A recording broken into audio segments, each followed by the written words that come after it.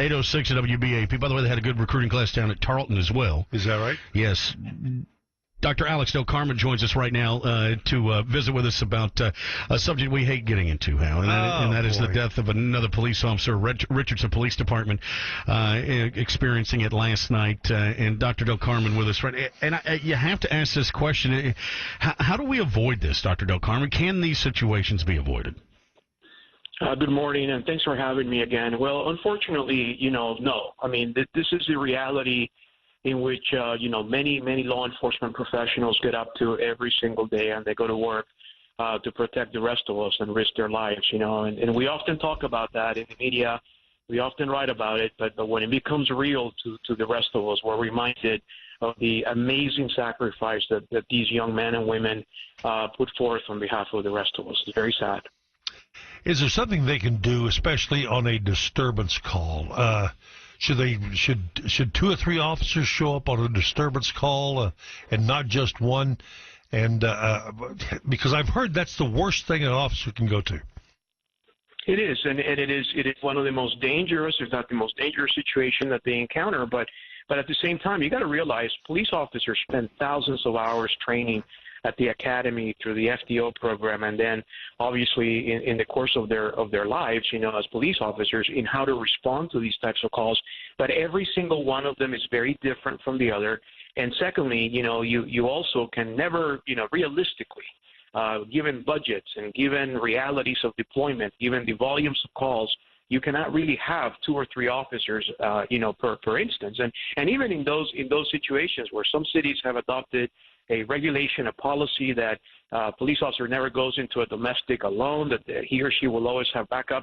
How many times have we seen where 2 officers get shot or 3 officers get shot? At the end of the day, police officers are oftentimes outgunned, outmanned, and oftentimes under-budgeted and under a great deal of pressure to be able to go to the next call after they respond to that one. So it's very, very hard. Alex Del Carmen joins us right now from Tarleton, the professor who we lean on times like this. Have there been studies done? And we're going to call this a domestic disturbance. Is this the number one area of concern as it relates to police officer deaths? Do more occur in these situations than in others? Yes.